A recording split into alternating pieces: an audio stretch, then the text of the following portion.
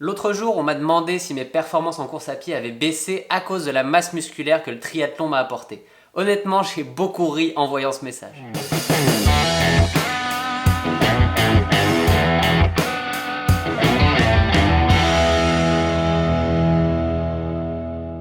Je ne riais pas en me moquant de la question, je riais parce que je me suis regardé dans le miroir et je me suis dit que si mon objectif avec le triathlon avait été d'être musclé, de quitter le physique d'allumette que j'avais aujourd'hui, eh ben j'aurais sûrement déjà arrêté le triathlon parce que c'est totalement raté. C'est vrai que souvent quand on pense triathlon, on pense à des physiques bien bâtis, à des physiques de type nageur, mais honnêtement, ça représente seulement une petite partie du peloton, il y a de tout en triathlon comme dans les autres sports. D'ailleurs, plutôt que de rire de mon physique, même si c'est drôle, avouez-le, je vais essayer d'expliquer le pourquoi du comment de cette affaire. Et ça commence par vous donner un chiffre très significatif, celui de mon poids. Je sais pas si vous avez une idée de combien de kilos j'ai pu prendre depuis que j'ai commencé le triathlon. Et pour commencer, je vais vous donner mon poids de départ et il date d'il y a 4 ans environ, il me semble, quand j'avais écrit un article sur mon blog où je vous disais que j'avais progressé en course à pied car j'avais perdu du poids. À l'époque, j'avais fait un peu de musculation, je faisais 68 kilos et j'étais descendu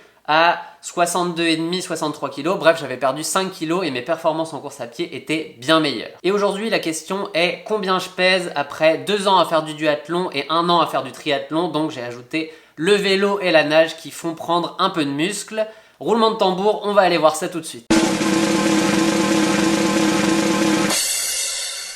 Sacrée différence pour quelqu'un qui est censé être plus musclé avec la pratique du triathlon. Honnêtement, c'est pour ça que je me pèse très rarement parce que j'ai un poids qui reste stable, quel que soit ce que je fais au quotidien. Et la vraie question que vous devez vous poser maintenant, c'est pourquoi je n'ai pas pris de poids en faisant du triathlon. On a cette image du nageur qui prend des épaules, du cycliste qui va prendre des cuisses et des mollets. Pourquoi dans mon cas, je n'ai tout simplement pas pris de masse musculaire? En fait, cette vision du triathlète qui prend en muscle va tout simplement à l'encontre du fait que c'est avant tout un sport d'endurance. Et l'endurance ne développe pas la masse musculaire, au contraire, elle va l'affiner. Et il y a aussi la masse grasse qui va être autour de ces muscles qui va être réduite. Et donc, on pourrait dire qu'au final, peut-être que j'ai pris un peu de muscle grâce à l'entraînement, mais comme j'ai réduit la masse grasse qui était autour de ces muscles, principalement du haut du corps, car en bas, à mon avis, j'avais pas de masse grasse avec la course à pied.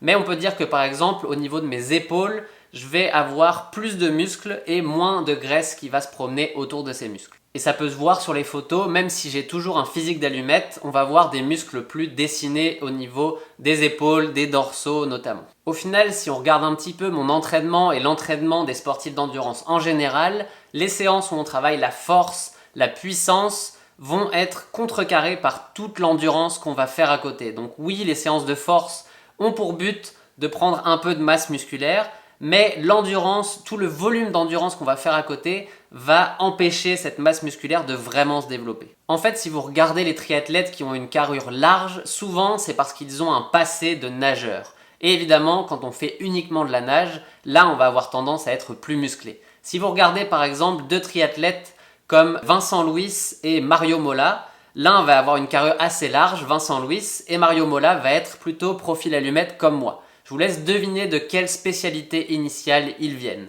Bah bingo, Vincent Luis faisait de la natation quand il était jeune et Mario Mola de la course à pied. Donc c'est un physique qui s'est créé avec leur spécialité initiale et qui aujourd'hui est un acquis. Ça va pas changer énormément malgré l'entraînement qu'ils font. Et en plus de ça, il y a un aspect qui est extrêmement important, c'est qu'on va tous avoir des morphotypes différents. Certains sont prédisposés à être plutôt musclés, bien bâtis, et d'autres vont être maigres toute leur vie. Et de ce côté, je peux vous dire que même si je voulais prendre du muscle, je suis un profil qui aurait vraiment du mal à le faire. Je suis du profil ectomorphe, aka allumette, comme j'aime bien le dire régulièrement. Eh ben c'est normal toi, ton genre il n'existe pas. T'as vu ta gueule, t'as vu tes bras, ils sont tellement maigres, des fois on dirait un Vélux. Un ectomorphe, c'est un profil longiligne avec de grands bras, de grandes jambes et qui va être très fin. On est programmé quand on est ectomorphe à être comme ça et à le rester. Évidemment, c'est quelque chose qui peut se transformer avec le temps si on met les efforts nécessaires pour y arriver. Mais si on pratique les sports d'endurance, je peux vous dire qu'on n'a aucune chance de changer son physique quand on est ectomorphe. Il faudrait vraiment que je fasse uniquement de la musculation pour arriver à être plus musclé en final. Bon, bref, tu vois, c'est peut-être un programme difficile à prononcer, ça. Mais en attendant, mes bras, c'est du bacon. C'est du béton. Du bitume. Mes bras, c'est des bidules. C'est des bidons. Mes bras, c'est comme des bidons. Attends, ta gueule pour voir. Par contre, à l'inverse, si on regarde les profils de type mésomorphe, c'est des profils qui vont être naturellement avec une carrure plus large, être plus bâtis, avoir des muscles plus imposants. Bref, de toute manière, prendre du muscle n'est pas forcément un objectif car le muscle ça se pèse et quand on est dans des sports d'endurance, ce poids on va le porter tout au long de la course. Donc si on prend du poids, si on prend du muscle, il faut absolument s'assurer que c'est quelque chose qui va permettre de développer sa puissance. Car sinon, ce qu'on va gagner d'un côté, on va le reperdre de l'autre. Car quelque chose qui est très important dans les sports d'endurance, c'est le rapport poids-puissance. Par exemple, pour moi sur le vélo, j'ai un FTP à 275 watts, soit environ 4,4 watts par kilo. Admettons que je prenne 5 kg de muscle, ça me mettrait à 67,5 kg. Et pour avoir le même rapport poids-puissance, il faudrait que ma FTP soit à 300 watts. Si j'arrive à atteindre ce 300 watts avec 5 kg de plus, au final j'ai simplement le même niveau qu'avec 5 kg de moins, donc il n'y a pas vraiment d'intérêt.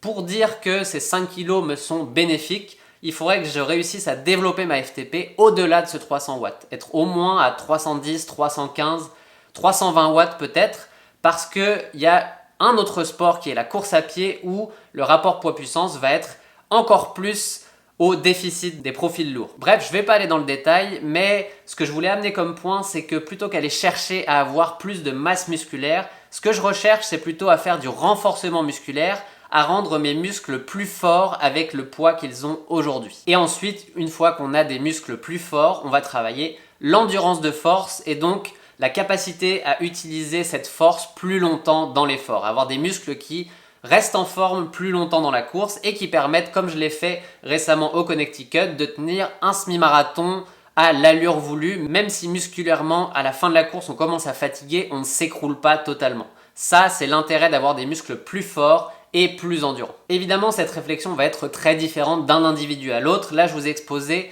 mon cas personnel parce que c'est celui que je maîtrise le mieux, mais pour certaines personnes qui vont être mieux bâties, plus forts musculairement, parfois il faut peut-être accepter de perdre un peu de muscle pour diminuer le poids et être du coup plus efficace à courir.